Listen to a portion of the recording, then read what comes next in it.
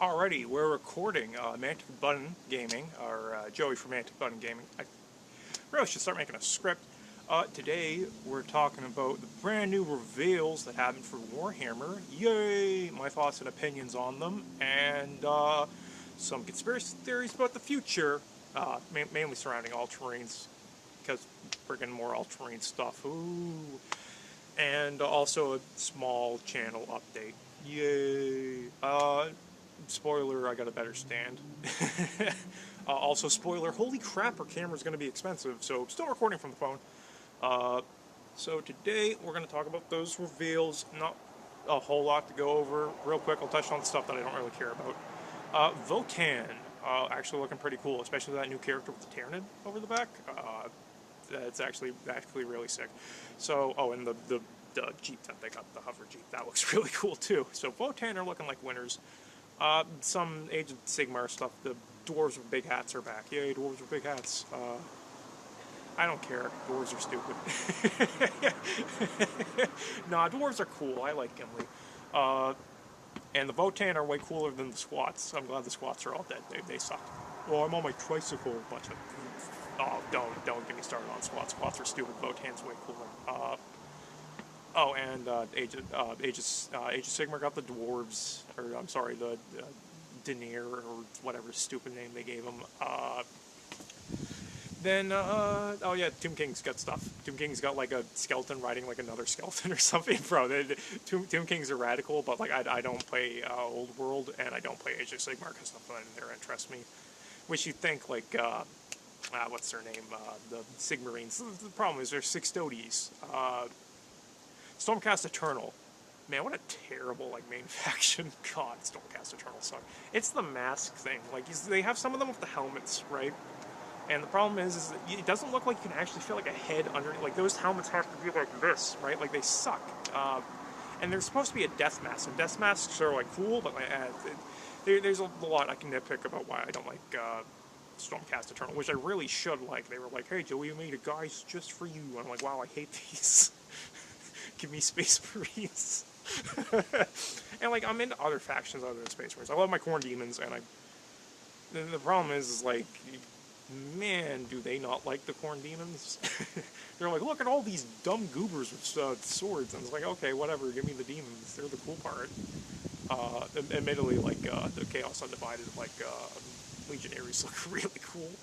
They're probably, like, the coolest looking dudes. And then you have, like, the Sixtodes just looking stupid, so that's my opinion on those reveals, whatever. And now let's get into the things that are really cool. Let's talk about the Kill Team. Kill Team came out, brand new box set. We're getting the, I'm forgetting their names, Jesus Christ, the Kill Team, Deathwatch Kill Team, and we're getting the Necron, which is all like the goobers, not like the cool Necron, like the Warriors or whatnot. It's all like the weird, like, dumb constructs who have to, like, fix the hive. That's super cool, and I'm glad Kill Team gives us stuff like that. That's so fun. Then we're also going to get, so they're replacing the Gallodark terrain set, and they're going to replace it with a Necron Underhive, which is super cool, and we're getting NPO missions included with that, including like a couple Necron Warriors in the box, like they did with the Typhon mission pack. And I played through a couple of those Typhon missions. I played through a campaign by myself, and I can do a review on Typhon later, but super fun. And the new Kill Teams are awesome, so, like, man, is just looking like a massive W for, Kill Team, like usual. Like usual, Kill Team does it better. Whoa. Speaking of Kill Team, let's talk about the Deathwatch. Deathwatch, ooh. Deathwatch is looking, that's me pantomiming a dog park, and there's one going off down there. Anyways, Deathwatch is looking awesome. They got the Gravis boys mixed in, they got the Phobos boys mixed in. Gravis armor is Phobos armor, and like regular Mark 10. A part of me is really sad that it's not Mark 8, because Mark 8, like, Mark 4 is my favorite, Mark 8's a close second, and Mark 10 is just Mark 4 and Mark 8 combined, so, like, you know, Mark 10's looking pretty great, and Mark 7's awesome. The other armor marks, like Mark 5 would probably be, like, the next, right? And then they start dropping off pretty hard. Like, Mark 1 and 2 aren't bad. No, like, Mark 1 sucks, that's Thunder armor. Mark 2 and 3 aren't bad. Corvus armor, I really only like the helmet from it. And even then, you know, right? It's not that the Corvus helmet's bad, it's just like having every dude with the B helm, you know. So that's my opinion on that. But Death Watch is looking really sick. You got all the cool Death Watch miniatures. Not a whole lot of bolt guns, weirdly. Like there was like the one heavy dude who's going to be like a breacher, and he had the bolt rifle and like some breacher whatever on his arm. He's the Imperial Fist in the box set. You can look at the pictures. Outside of that, not a whole lot of bolt guns, which is weird because like, admittedly, Death Watch stole all the Stern Guard veterans' special ammunition, but they had special ammo, and don't look like we're getting that. I saw like 2 dudes with bolt guns, like bolt rifles, whatever.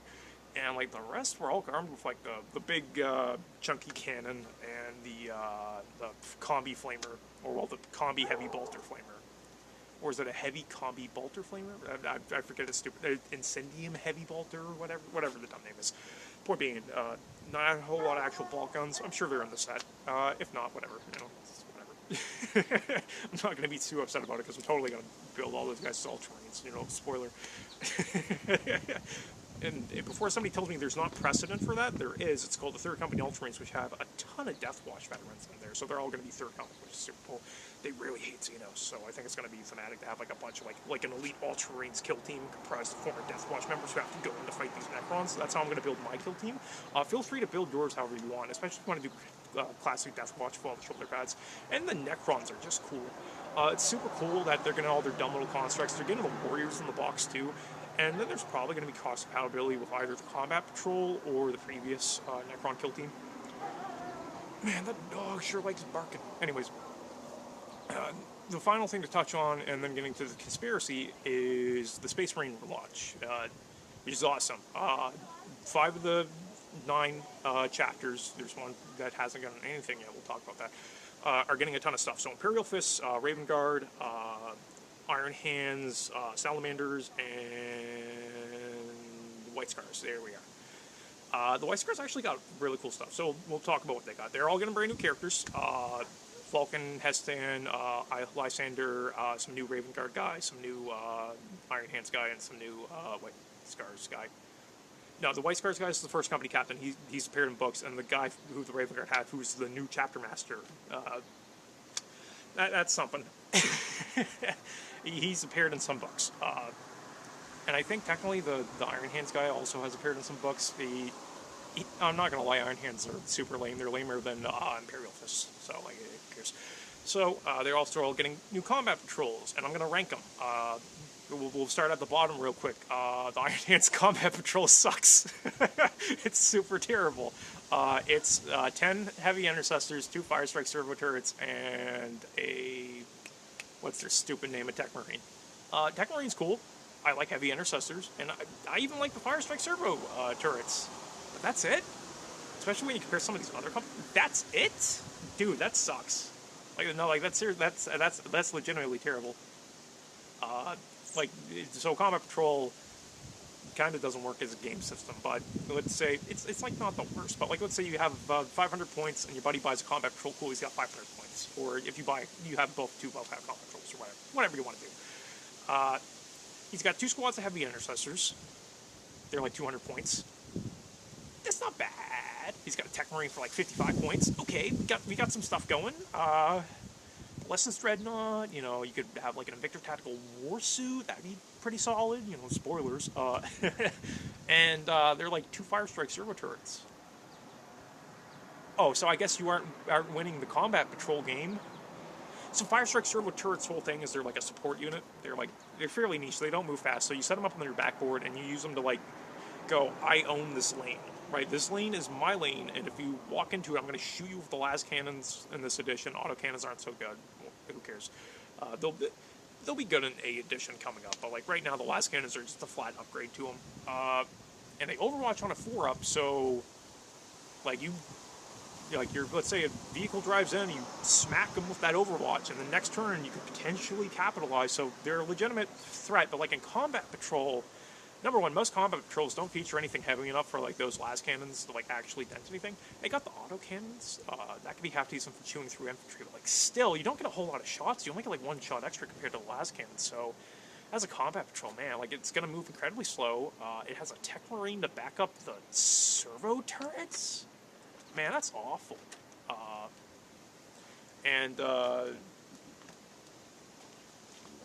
Hey, I'm recording. So it's awful. My neighbor's here. Can I fly past you? Yeah, you can sneak past me. Yeah. This is my neighbor. He's nice. Sorry, How you're you on doing? camera. Good. Next combat patrol we're talking about is going to be the Raven Guard combat patrol. I'm going to rate that one lower than the White Scars combat patrol. You get 5 assault marines plus the captain. The captain's not great in this edition, but it's a cool model. 5 assault marines is alright. You get 10 infiltrators and then the monopost infiltrators, so you can't kit bash them into. I'm pretty sure they're the monopost. If they aren't, you could kit bash them into, like, just normally turn them into the incursors. So that the combat patrol gets significantly better. If it's just the infiltrators, not great. You get the Invictor Tactical Warsuit, which is actually a pretty sick model, and will do half decent in combat patrol. It does half decent on the tabletop. It has its niche uses, and that's it. And much like the first one, not a whole lot of options. You only really get like, well, in this one you get 3 squads of infantry and like a character who's actually going to do something, and you actually get a vehicle that actually can move up the board. So it's just flat better. But it's not great. But if you don't have those models, it's a fantastic place to start. Third one's going to be the White Scars one. Impulsor, cool. Yeah, it's cool. Everybody needs one. You just need an Impulsor. You'll eventually build the list where you go, yeah, I'm gonna have an Impulsor. Alrighty. You got the new White Scars character and a squad of Outriders. Rumors are Outriders are getting a new plastic kit, so these Outriders actually kind of suck. Like, it's just not a fantastic model kit to begin with, but like Outrider squads in game right now are currently pretty good, and you get a new character to go with it. The problem is like it's a unique character, and like normally with a unique character, you just turn it into like a lieutenant or something. Like, yeah, who cares, right? Oh, you got a unique captain, cool. He's now my Salamander's lieutenant, or whatever. Who cares? This dude's specifically a dude on a jet bike, and yeah, there's like one other character needs a custody, so you can't even use it for that. So yeah, so as a combat patrol, if you're just gonna buy the one, awesome. If you're planning on like maybe doing an army building thing with this, not great. So, but like we'll just face value just as a combat patrol. Okay, you then get some assault intercessors, and I think that's it. I think you get like one other fast unit in there. Point being, like it's very niche. Speaking of niche, it's going to be the Salamander's combat patrol. Up next, you get an Outrider ATV with. It appears to come with the Meltagun. Meltagun's probably the better choice. I prefer the assault cannon because but it's an assault cannon, and it's not fantastic in this edition. But Meltagun, everybody like Meltagun. Speaking of Meltaguns, Eradicators, you get 3 of those. Eradicators, fantastic unit. Weirdly anti-vehicle, but we're seeing a lot of these combat patrols come with more vehicles and stuff, so actually not a terrible unit. You got 10 Infernus Marines. Already better than basic Space Marine combat patrol.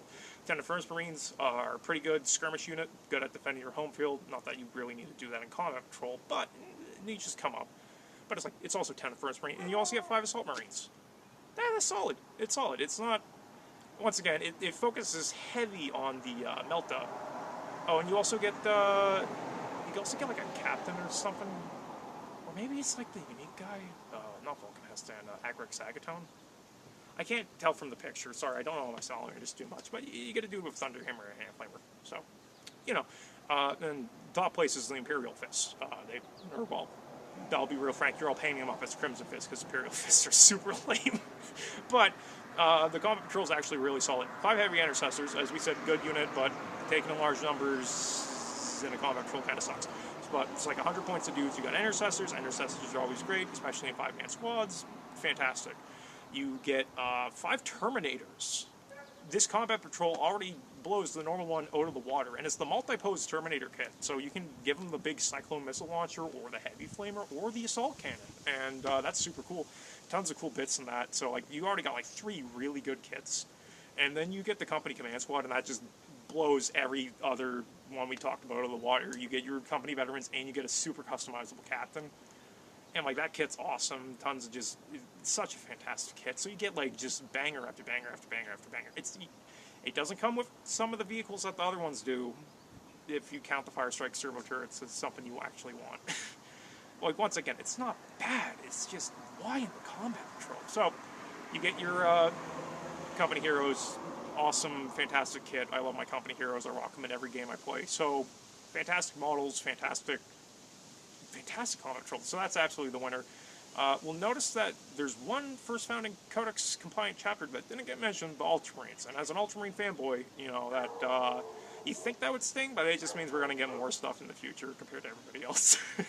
So you got your big four, the four not mentioned here, which already got model releases in this edition, starting with the Dark Angels. Got all their Deathwing Terminators. They got Lionel Johnson at the end of the edition. We won't count that. Deathwing Terminators, new Asmodai, new Deathwing Knights, like just pimping. Like their launch was awesome. Blood Angels were up next.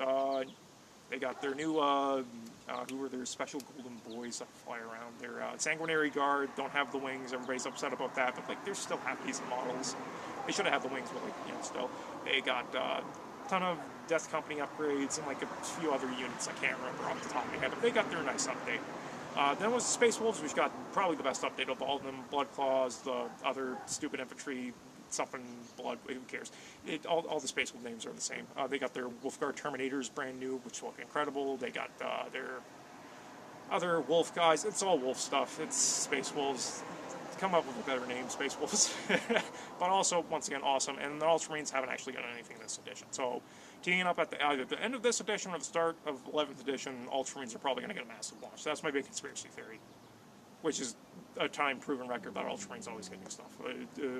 We know for a fact, because Valrak talked about it in Rumors video, and he got all this stuff right, and he leaked this stuff like months ago from the reveal today. And he's saying Ultramarines are getting into combat patrol as well, so that makes sense. And it also makes sense for them to also get a unique character. And we know it's been rumored that Sicarios his model's been in works for like years now, or it's been done, either or. There's been artwork, apparently, of this model. It's in the one with Gilliman sitting next to, like, the bear in the flak armor, which is really cool. And Sicarios is allegedly in there. I would call into question if that's actually Sicarios, but it's supposed to be, allegedly. So he should be getting a new model. Yeah, if you want to.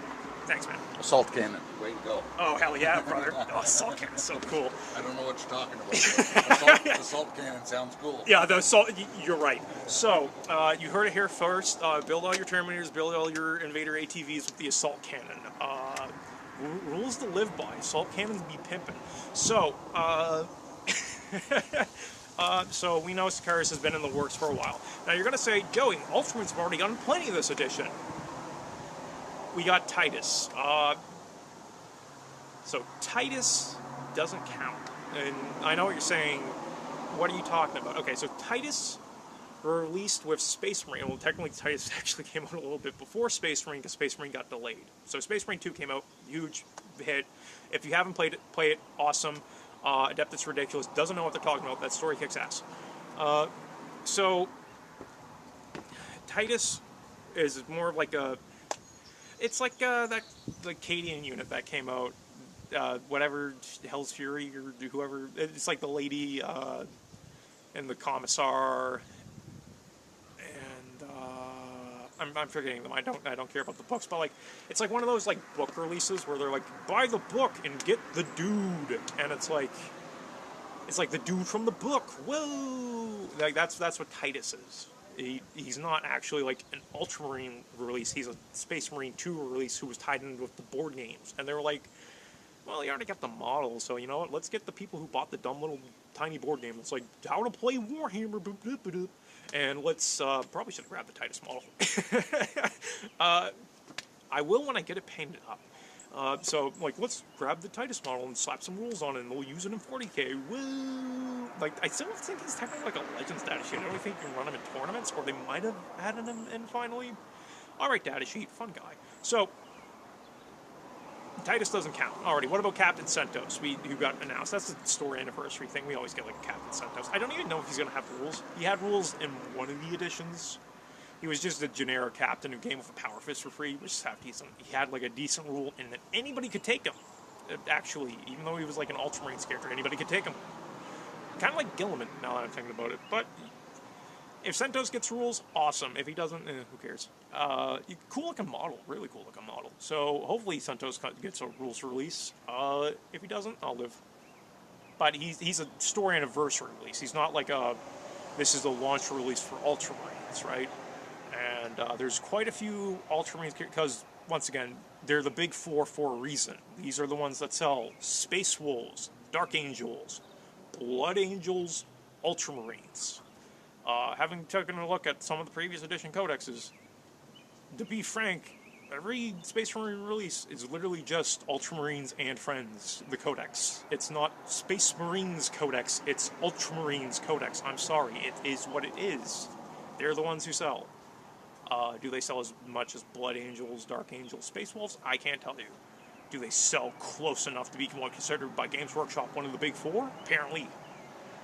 Which is why they star in the video games, they star in the books, they star in the trailers. They're easy to paint, they got a ton of cool characters, because they always got the cool characters, and it's just a never-ending loop of why are they always pushing Ultramarines? Because they sell. Is it because they're going to push? Yes. Is it also because they also just sell? Yes. Sorry. So Ultramarines are going to get a release. Sicarios, I'm calling it now, Sicarios is getting a new model, and somebody will say, but I bet they're going to kill him off. No. They'll trick you, they'll be like, he's dead, and then he'll come back as the primary Space Marine, much like how Titus did. I won't lie, this isn't the first time they've gone, Sicarios is dead, ooh, and then everybody clicks on it, Fall of Damnos literally ends, spoiler, with, and Sicarios is dead. And then the next book opens up, because I'm reading for the omnibus, so I literally flip the next page, and it's like, no, Sicarios is there, okay. Like, he's too much of a meme, he's too popular, and as much as I hate the community sometimes where it's like, let's just run the meme into the ground. That's what the character is. No, it's not, right? But, it is funny. Cato Sicarios, it's funny. It's not reality, but it is really funny. So people sometimes takes the funny and they try to make it the reality, And so a lot of people just want to see him die, right? Which is awesome because it means he can never die because too many people want to see him die. It's like the Erebus thing. They'll never kill off Erebus. People hate him too much. It's like you're watching wrestling and there's let's take Dirty Dom as an example, right? They're never they'll be like, Dirty Dom's spine is broken, he'll never walk again, and I'm like, yeah, and then he'll stand up in the wheelchair, but it'll just start throwing stuff into the that potential storyline there, Dirty Dom. If you want to steal that one, get your spine broken, and then stand up, be like, look, I can walk, and then just have everybody hate you more. Man, Dirty Dom's great, but Erebus is the Dirty Dom, and love him or hate him, Sicarios is pretty much the John Cena. He just can't stop winning. So everybody hates Sicarios, So that's how the video is going to end. That's the end of the discussion of the video. Is Sicarios is going to get a new model release and new combat control, and who knows, maybe we'll get Chronos Intellion too. That'd be cool. Or maybe some new Ultramarines characters. Maybe Sergeant Scipio is finally going to get his model. Whoa! Alright, so now it's on to the channel update, the significantly less important part. So, what I'm using right now is one of these jobby stands that's currently hanging onto the side of my hand railing. There we are. There's words for brain. And also, my next video, which I'm going to go record in probably 10 minutes or something, which won't be coming out till tomorrow, because this one's an emergency release, so I can talk about all the cool new stuff with you guys. I got one of these camera things. Awesome, cool. You can actually see me in my room now. Whoa! Hopefully, we'll test it out. So I actually want to apologize for the last video where you can't see anything. My lights are actually pretty bright. I just don't think this. I think the rear camera, the front camera is definitely messed up. I think the rear camera is also pretty messed up. So you can see this fine in my room, probably not. So, and then my buddy, who's commented in the last video, I don't want to say names, he knows who he is, and he's awesome. He was like, make a battle report. Battle report when? Battle report will happen. I do promise that. We're going to record it on one camera. The problem is battle reports do not work well on one camera. So I'm going to try it, especially with the new lighting. If I start it and the lighting isn't good enough, I'll do it outside. I got a bench outside my apartment, and I should be able to record it on that on a nice sunny day, so it will happen eventually. The problem is that if you want to do a good battle report, right, here's a couple of pointers. Number one, editing software. Edit your battle reports, guys. Don't just have, I'm going to fill the whole thing through. It's too long for people, and they can be nice from time to time, but Minisodes and Miniscape, I think, also did a battle report, and Games Night. Who are the Yogscast guys? They're cool. They did their battle reports are really nicely done and really nicely edited. I don't have a laptop at the moment. My computer doesn't have it. My computer is like from 2010. It's chugging along. It's not even plugged into anything. It's in like a bag somewhere. It's just collecting dust. So I'd have to buy a camera and video editing software to like make it half decent. You're just going to get the whole uncut thing for right now because that's the limitations of what I'm doing. It's mainly just for fun and try out and test stuff. Secondly, only one camera, terrible idea. 3 cameras minimum, to be frank. And I checked, I went over to one of the stores that sells the cameras up around here, to say the least. I sell quite a lot there. So I asked the camera guy, and he was like, you know, pre-2020 is what we'll call it, so this video doesn't get blacklisted. We all know what happened in 2020. You know, cameras used to go for like $300 for a nice camera. Now they're going for like $700 is what he told me. So a nice and dependable camera, right? Because he told me you could go like to the no-name brands, but then like if I drop like a no-name brand camera, who am I calling for like the replacement parts? Probably nobody. Or like tech support, that sort of thing. So I will look into potentially getting like a nice camera. He told me my best option is probably just going to be to upgrade my phone, which I need to do anyways, so hopefully I get a better camera. But still, that's only one camera. So why do you need 3 cameras already? So you need one wide shot camera. Imagine this is the battlefield and I'm standing in the corner and my buddy's standing in the corner. It's just going to be me doing it. So imagine that's camera 1, the wide shot camera, so you can see player 1 and player 2 talk to each other, joke around. You get to see the big battlefield, so you understand the big locations, right? It's like making a movie. If person A walks into a room and they get put through a wall into room 2, well, if you didn't establish how the whole host is set up, the audience doesn't know where room 2 is, much like a battle report.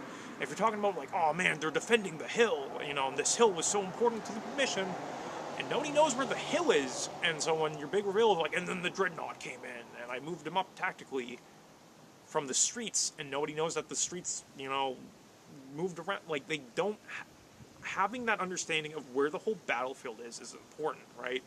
So that's camera number 1. Camera number 2 is the dice cam. And if you're taking camera number 1 and just using it, every time you want the wide shot for talking with your boys, showing off all the stuff, you got to take the camera, hold it over the dice tray as somebody rolls. That sucks. You need a specific overhead camera just for the dice. Third camera, and this comes into the video editing side of things, is you need to be able to, like, if my Space Marines are shooting out some orc boys, people need to know where that's happening. If you only have the big zoom out and you're like, this unit's going to shoot there, and nobody can really see what's happening, that's not interesting. So if you had let's say my Space Marines are here and the orc boys are here, right? Or actually, my Space Marines should be here and they should be firing towards the orc boys. And we'll say like there's a building like here or something, so you can like actually see what's happening. Or it'd be like, you get my point. Space Marines on the forefront, orcs far away, right? So orcs would be here, or Space Marines would be here, orcs would be over here, right? And so you could see them shoot over the thing, and you can add effects or whatever. You don't really need to, but it gives you an idea of, like, this is where the Space Marines are. You can do the big, like, this is the city block, this is where they are, right? And so you understand who's fighting where and what's fighting what. Because if you just have the big zoomed-out camera, you aren't going to be able to do that.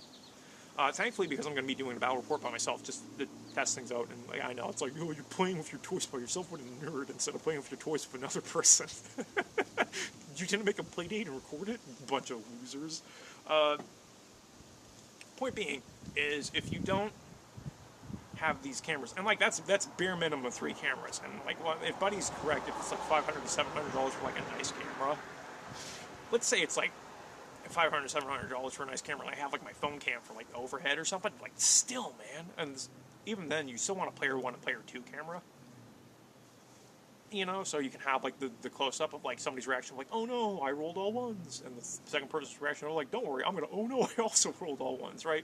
So being able to get those close-up shots is important, and that's not gonna happen if you know, if I'm just recording off of one camera. Thankfully, recording off of one camera and being one person means I can just put the camera behind me. I don't need to be on this on the screen for you guys for this demo one and recording me, which would be nice. I'll just have the camera behind me, and it's only going to be like a 500-point game just to try things out. So I should just be able to have the camera set up and moving. It should be pretty easy. and I shouldn't need the big wide shot, or I can do a quick wide shot so you get a first location of it, you know, and I can just zoom in on it because I'll just be holding the camera or having it set up and then like moving it on a chair, I guess, as like a camera trolley. Look, I'm a director or whatever, you know, whatever it is. So that's where the battle report's at. If you guys in the Discord who are going to be seeing this, or hell, random YouTube guy who happens to live close by, thank you, random YouTuber. Thank you, comment section. If you guys happen to know either A, any really good deals on cameras, or B, happen to have like a spare camera you aren't using anymore and you're willing to either just toss it at me or throw it at me for a cheap enough price, I'd definitely be interested.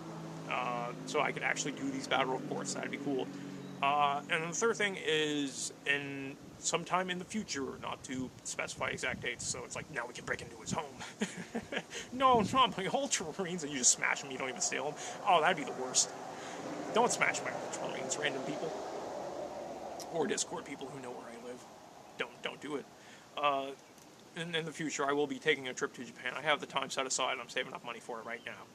So, on one hand, I can't really super afford expensive cameras at the moment, to say the least. Especially once you start doing the math on like 3 nice cameras at $700 a piece. Is like, that's a car. And I'd rather have the car, you know? Like, also, no, this video's starting to drag on now. Anyways, I'm going to be going to Japan, so I'm going to be making videos in Japan. Awesome. So, if you guys have any, like, I'm going to be in the Tokyo area, to be frank. So if you guys have like any place, I'm going to head to Tokyo Tower. That's definitely one of the things I'm going to do. I'm going to also try to hit up the Gundam Museum. So if you guys have any other locations you want me to check out, you know, shoot it at me. And I'll just be doing like basic vlogs like this in Japan as well. Probably more centered around like actually being in Japan. But if a cool release happens, or if somebody has like a, dude, you got to make like this video for Warhammer, I'll still crack it out. So there will be a lot more videos when that happens. Alright, well, when I get closer to the thing, I'll let people I trust know, and then they can make suggestions. And then the week after, you'll probably get the Japan videos, so I'll have to stockpile some up. So I'm gonna say goodbye for now, and you can catch my next video tomorrow, which I'm gonna go record pretty much right now. Alright, bye!